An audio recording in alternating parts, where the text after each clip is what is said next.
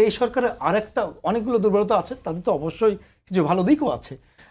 একটা ভালো দিক বলে নেই, আপনি যেহেতু আমরা গণমাধ্যমে কথা বলছি, আজকে আমরা যত প্রাণ খুলে মন ভরে কথা বলতে পারছি, এটা কিন্তু এই সরকারের একটা কন্ট্রিবিউশন বলা চলে। একটা পরিস্থিতির কারণে আমরা কিন্তু এই একটা ভালো তারা তো এটাকে করছে, অ্যালাউ করছে। আপনি যদি তাদেরকে ক্রেডিট দিতে নাও চান, অ্যাটলিস্ট অ্যালাউ তো করছে, এটাও তো একটা তাদের ক্রেডিট পাওয়ার দাবি রাখে বলে বোধ করি।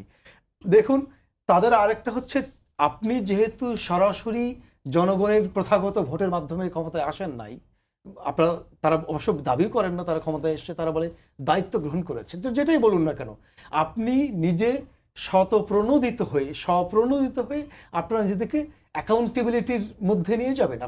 আপনার জবাবদিহিতা এবং দায়বদ্ধতা কাজে আপনারা নিজেরা নিয়ে যাবেন। দেখুন, আমি দীর্ঘদিন ব্রিটেনে ছিলাম, সেখানে দেখেছি কোভিড পিরিয়ডে প্রতিদিন ও দেশের যে হেলথ ডিপার্টমেন্ট আছে, NHS, ন্যাশনাল হেলথ সার্ভিসেস, তাদের একজন যিনি প্রধান এবং বিভিন্ন মন্ত্রণালয়ের যে বিভিন্ন সেক্রেটারি বা মন্ত্রী, তারা এসে প্রতিদিন বিভিন্ন ইস্যুতে, শুধুমাত্র স্বাস্থ্য নয়, স্বাস্থ্য, বাণিজ্য, বিভিন্ন ধরনের ইস্যুতে তারা প্রতিদিন জাতির উদ্দেশ্যে কথা বলতো, ভাষণ দিত, সাংবাদিক গণমাধ্যমের সামনেই দিত।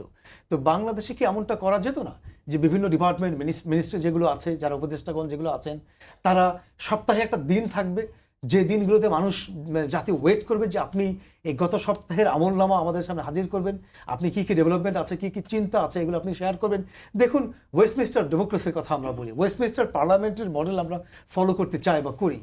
সেখানে কিন্তু প্রিটি মাচ এভরি থার্সডে কিন্তু একটা প্রাইম মিনিস্টার কোয়েশ্চেন টাইম থাকে, যেখানে প্রধানমন্ত্রী প্রতিদিন, জাতি জানে যে পার্লামেন্ট সেশনে প্রতিদিন বৃহস্পতিবার, ধরুন ফর এক্সাম্পল 11 o'clock যে প্রাইম মিনিস্টার কোয়েশ্চেন টাইম থাকবে, সেখানে যে অপোজিশন বেঞ্চ তারা কোয়েশ্চেন করে জবাবদিহিতার।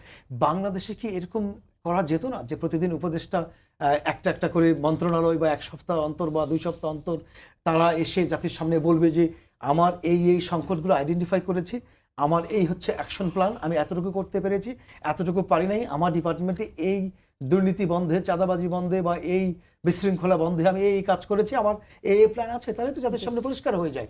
আমাকে প্রতিদিন নিউজ পেপারে খুঁজতে হয়।